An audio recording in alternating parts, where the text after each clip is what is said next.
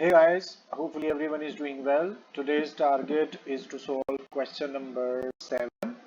The chapter which we are related with is accounting equation. अच्छा, सबसे पहली बात आप दोबारा यहाँ से देखें, हमारे पास एंट्रीज हैं 10। जो पिछले क्वेश्चन हमने अभी सॉल्व किए 6 से पहले, normally those questions were including 4, 5 और 6 एंट्रीज। अब ये 10 एंट्रीज हैं। यहाँ आपको ना एक बात बहुत अच्छे से समझनी है कि जो आपको बोर्ड का पेपर आएगा उसके अंदर 4-5 एंट्रीज नहीं होंगी, उसके अंदर 10 या शायद इससे भी ज्यादा एंट्रीज होंगी। आप इस बात को भी फॉलो अप कर लें। Total mark of one single long question is 20। 20 number का एक क्वेश्चन होगा, तो 20 नंबर के लिए आपको 4-5 एंट्रीज नहीं आएंगी। ये माइंड अपना प्रिपेयर कर लिया। And secondly what we have, our proforma is ready. Left side is asset, right side is liability. Liability is divided into two parts. Since we have 10 entries, so let's start our question. We are ready to start. Let's begin. Number 1, started business with cash. आपने कारोबार start किया है तो cash हमारे business में आएगा। So what you will do, you will go to asset side. Cash is coming in, cash आ रहा है आपके पास, तो आप कैश में इजाफा करने के लिए प्लस का साइन यूज करेंगे। यहां पढ़े how much amount we are receiving as cash, that is 30,000। So increase in cash 30,000। तो आपने क्या किया, प्लस कर दिया कैश, क्योंकि कैश आ रहा है। और इसका सेकेंड इफेक्ट करने के लिए समझना यह है कि जिस पैसे से आप कारोबार स्टार्ट करते हैं that is called capital. Amount which is invested by the proprietor is called capital. ये चूंकि कारोबार के मालिक ने पैसे दिए हैं उसे कैपिटल बोलते हैं। और आप इधर लाइबिलिटी साइड पे आप देखिए इक्विटी या कैपिटल, चूंकि कैपिटल भी इंक्रीज हो रहा है, यहाँ पे 30,000 का इंक्रीज कर देंगे। इस तरह से हमारी पहली एंट्री कंप्लीट होगी। ना second entry, purchase goods for cash. Since you have bought these goods, आपने चीजें परचेज की हैं, चीजें खरीदेंगे तो obviously goods will come in. There will an increase in goods. Goods are your asset. Better name to write stock. So since you are buying your goods, चीजें खरीद रहे हैं ना, तो चीजों में इजाफा होगा। How much amount of goods you have purchased? That is 6,000. तो आप क्या करेंगे, 6,000 goods increase कर देंगे। उसके साथ ही जब भी आप कोई चीजें परचेज करेंगे तो what will go out? You will pay. It means cash would be decreased. जब आपने चीजें खरीदी, चीजें तो आ गई लेकिन आपने पेमेंट करनी है तो कैश जाएगा। तो -6,000 will show you that cash is decreasing. अब जैसे ही आपकी पहली दो एंट्रीज कंप्लीट होंगी, आपने उसके बाद सारे कॉलम्स का सम करना है। जैसे हमने ये पहले कॉलम का सम कर लिया ना, in the similar way you will take sum of all the columns present in account. इस तरह से हमारी दो एंट्रीज कंप्लीट हो गई। Now let's see what our third entry is saying. Sold goods to Bakir on account. Underline करें जरा इस एक वर्ड को, ऑन अकाउंट। जब भी आपको ये मिलेगा ना on account, it means goods और transaction are made on credit. उधार है ये, पैसे नहीं पे किए गए। तो sold goods to Bakir on account, उधार चीजें बेची गई। बहरहाल जब आपने चीजें बेची तो चीजें तो चली गई आपके पास से। डिक्रीज इन गुड्स, तो आप गुड्स के कॉलम में आएंगे। कितने की चीजें बेची, 3,000 रुपए की चीजें आपने बेची। So what will happen, there will be a decrease in goods. How much amount, that would be 3,000. So in this way there will be a decrease of goods. जब चीजें बेचेंगे तो चीजों में कमी हो जाएगी। अच्छा, अब दूसरी बात आपने समझनी है कि आपने चीजें उधार बेची है। To whom you will sell your commodities? There are two person, debtor and creditor. हम अंडरस्टैंड कर चुके हैं कि हमने पैसे लेने हैं तो डेटर से पैसे लेते हैं। Debtor would be your asset, इसका मतलब है you will increase another asset debtor. और डेटर से कितने पैसे लेने हैं, ऑब्वियसली जितने की चीजें बेची हैं, तो 3,000 डेटर में भी इंक्रीज हो जाएगा और गुड्स जो स्टॉक है बेचने की वजह से उनमें कमी हो जाएगी। अच्छा, अब इसके साथ ही जैसे ही आपने एंट्री कंप्लीट की, एज यूजुअल आप यहाँ पर सम लेंगे, first column sum, when you will calculate in similar way you will take sum of all other sides as well. अब यहाँ पर आपने देखा, आपने सारे कॉलम्स का टोटल करके लिख लिया और टोटल को आपने बार बार चेक करना है, एसेट साइड के टोटल को लाइबिलिटी के टोटल पे बराबर होना चाहिए, तो आपने बार बार ये काम करना है। अभी जैसे जुबानी भी देख लें, 22 + 3 27 + 3 30 and 30 both are equal. So it means entry number 3 is completed. Now entry number 4. Purchase goods from Imran on account. Once again, look at here, on account. अगली एंट्री भी ऑन अकाउंट, मतलब दोनों का सेम है कि आपने उधार खरीदा है। सो परचेज गुड्स, जब आप चीजें खरीदेंगे, चीजें आएंगी, तो आप गुड्स के कॉलम में, ये लिखा हुआ है गुड्स के कॉलम में जाएंगे, वहां चीजों का इजाफा करेंगे, और how much amount of goods you have purchased, that is 4000, so you will put 4000 plus. इधर क्या किया था, you have sold these commodities, तो आप कमी हो गई, अब आप खरीद रहे हैं तो इजाफा हो गया। अब आप देखें, दोबारा अच्छी तरह से समझें, you have purchased these goods on account, उधार खरीदी थी, तो किससे खरीदेंगे, जब बेची थी तो डेटर को बेची थी क्योंकि उससे पैसे लेने थे, अब खरीदेंगे तो क्रेडिटर से खरीदेंगे क्योंकि उससे पैसे लेने हैं, तो क्रेडिटर आपकी लाइबिलिटी है, आप इधर जाएंगे और लाइबिलिटी भी इंक्रीज कर देंगे। अब आप बात फॉलो कर रहे हैं, आपने क्या किया, चूंकि आपने चीजों को परचेज किया, गुड्स आ गई, प्लस हो गया, और आपने अभी तक पैसे देने हैं तो आपकी लाइबिलिटी इंक्रीज हो गई, तो आपने यहां पर भी इंक्रीज कर दिया। जैसी एंट्री कंप्लीट होगी, what step you will take, you will take the sum of all the columns and keep it in mind, total of asset side should be equal to total of liability side. Entry 4 हो गई। Now we are going to see entry number 5. Purchase furniture for cash. Furniture खरीद लिया और उसी time पैसे दे दिए। When you will buy furniture, there will be an increase in your asset.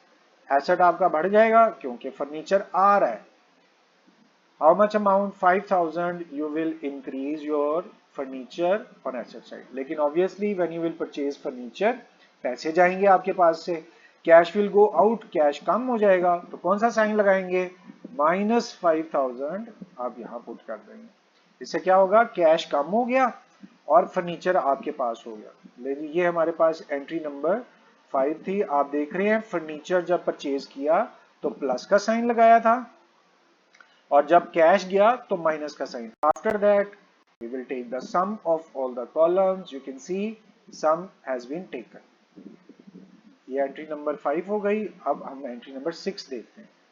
Sold goods for ₹2000 which cost ₹1800। अब यहाँ एक problem है, यहां देखें सोल्ड गुड्स टू बाकिर कहा था और ऑन अकाउंट समझा दिया था। अब यहां पर सोल्ड गुड्स तो कहा, ना यहां पे लिखा हुआ है कैश और ना यहां बाकिर या कोई और नाम लिखा हुआ है, तो हम कैसे डिसाइड करें कि ये चीजें हमने कैश पे बेची हैं या उधार बेची हैं। तो अब आपने अपने बात को अच्छी तरह फिक्स कर लेना है कि जब नाम नहीं लिखा होगा तो ऑटोमेटिकली इसको कैश समझ लेना है, जब नाम नहीं लिखा होगा तो you will consider it as credit transaction. बहरहाल अब चीजें आपने बेची हैं, गुड्स में कमी हुई, गुड्स की कॉस्ट थी 1800। आप गुड्स में जाएं सबसे पहले, चूंकि चीजें आप बेच रहे हैं तो 1800 आपका कम हो गया चूंकि चीजें चली गई। अब आपने ये बात डिसाइड की कि ये कैश सेल्स है क्योंकि नाम नहीं लिखा हुआ, तो चीजें बेचेंगे तो पैसे आएंगे। कैश में जाएं और वहां पर how much cash you are receiving 2000, तो 2000 कैश इंक्रीज कर दें प्लस। अच्छा अभी ये एंट्री कंप्लीट नहीं हुई, देखें 1800 की चीजें गई और पैसे आपको 2000 मिल रहे हैं, इसका मतलब 200 is your profit, profit is your income. ये वाला कॉलम इनकम का है और इनकम का साइन प्लस का होता है। How much profit you have earned, 200, 200 का यहाँ पे इंक्रीमेंट कर दो। I am sure that you people have understood philosophy behind this entry, what we have done। चीजें गई माइनस का साइन, पैसे आए प्लस का साइन, और 1800 की चीजें जब 2000 की बेचेंगे we will earn a profit, profit is your income, so plus sign 200। Alright guys, ये एंट्री नंबर 6 हमने कंप्लीट कर ली है। अब एंट्री नंबर 7 चेक करते हैं वो क्या कह रही है। Next entry number 7, received 3000 from Bakir. As you know that Bakir was present in previous entry. Look at here. Sold goods to Bakir. Received 3000 from Bakir. पहले उसको 3000 की चीजें बेची थी, अब बाकिर से वो 3000 मिल गया हमें, तो कैश मिला हमारे पास, इंक्रीज इन कैश। तो पहला स्टेप तो आप ये करें, आप कैश के कॉलम में जाएं और कैश में इंक्रीज होगा। उसके लिए आपको ये देखना है कितने पैसे रिसीव किए। रिसीव फ्रॉम बाकिर 3000, तो कैश में 3000 रुपीज प्लस कर दें क्योंकि इंक्रीज हो रहा है। अच्छा, आप दूसरी बात सोचनी है कि हम बाकिर को पहचाने कि बाकिर कौन था। Bakir was debtor, amount was receivable. Bakir कौन था? डेटर, क्योंकि उससे पैसे लेने थे और डेटर का नाम हमने यहां पर फिक्स किया हुआ है इस कॉलम के अंदर। अब डेटर के पास जाए, चूंकि आपने पैसे ले लिए हैं, अब वो आपका डेटर नहीं रहा, डिक्रीज हो गया, तो आप माइनस का साइन 3000 के साथ लगा लेंगे। आप अपनी इन एंट्रीज को ना दोहराया करें। जब मैं आपसे बोलूं क्या किया हमने कि उससे पैसे रिसीव किए, तो कैश में 3000 इंक्रीज हो गया और अब वो हमारा डेटर नहीं रहा, तो डेटर्स में डिक्रीज। एंट्री कंप्लीट हुई, आप टोटल कर लें और उसको चेक कर लें। अब entry number 8, cash pay to Imran. वापस जाए जरा, देखिए इमरान कौन था। Purchase goods from Imran, Imran से चीजें खरीदी हुई थी, उसको पैसे देने थे। Now you have paid. When you will pay cash, cash decrease हो जाएगा। वापस इधर आए कैश के कॉलम में, how much amount you are paying? 4000। So cash के कॉलम में जाएं और 4000 डिक्रीज कर दें क्योंकि आप पैसे पे कर रहे हैं। उसके बाद आपने दोबारा पहचानना है कि इमरान कौन था जिससे चीजें खरीदी थी। Purchase goods from Imran, so जब चीजें खरीदी थी पैसे उसको पे करने थे, he was your creditor. Now you have paid, it means he is no more your creditor. अब वो आपका क्रेडिटर नहीं रहा, क्रेडिटर लाइबिलिटी होती है, यहां नोट किया हुआ था हमने अपने क्रेडिटर को। अब चूंकि उसको पेमेंट हम कर रहे हैं तो क्रेडिटर नहीं रहा, there is decrease in creditor, minus 4000 आप यहां पुट करेंगे। दोबारा से सुने, आपने इमरान को पैसे दिए, इमरान आपका क्रेडिटर था, क्रेडिटर को पैसे दे दिए, तो कैश भी कम हो गया और आपकी लाइबिलिटी यानी जो बोझ था, जिम्मेदारी थी, वो भी कम हो गई। उसके बाद एज यूजुअल आप टोटल कर लिया करें और टोटल के बाद यानी ये आपने तय करना है कि total of asset side should be equal to total of liability side. Entry number 8 complete हो गई है। Now let's see what entry number 9 is saying. Paid rent, किराया अदा किया आपने। When you will pay rent, what will happen? Your cash would decrease. तो आप cash के कॉलम में आएंगे। How much rent you have paid? 500. Cash column and over here decrease in cash. So minus 500 आप यहाँ पुट कर देंगे। जब रेंट पे किया है, once again I am showing you the entry. You have paid rent. Rent is your expense. तो आप क्या करेंगे, ये आपका कॉलम है एक्सपेंस का, एक्सपेंस का साइन माइनस का है, तो आप इधर माइनस के साइन के साथ 500 लगा देंगे और उसके बाद फाइनली आप सारे कॉलम्स का टोटल करके चेक कर लेंगे कि टोटल बराबर है। लास्ट एंट्री, एंट्री नंबर 10 देखते हैं वो क्या कह रही है। Withdrew cash for personal use, पैसे निकालने हैं, विड्रू पैसे निकालने हैं लेकिन पर्सनल यूज के लिए। तो once again when you will withdraw cash, तो आपका कैश कम हो जाएगा। How much amount? That is 200। तो आपका कैश कम करना है अब 200 के साथ। So minus 200 cash has decreased. और when cash is taken for personal use, वो ड्राइंग्स होती हैं, when you will put cash in business that is capital. और जब आप पैसे निकाल लेते हैं तो आपका कैपिटल कम हो जाता है। और आपको अच्छी तरह से पता है ये जो लास्ट कॉलम हमने फिक्स किया हुआ है ये कैपिटल का कॉलम है, आपने इस कैपिटल को भी 200 से कम कर देना।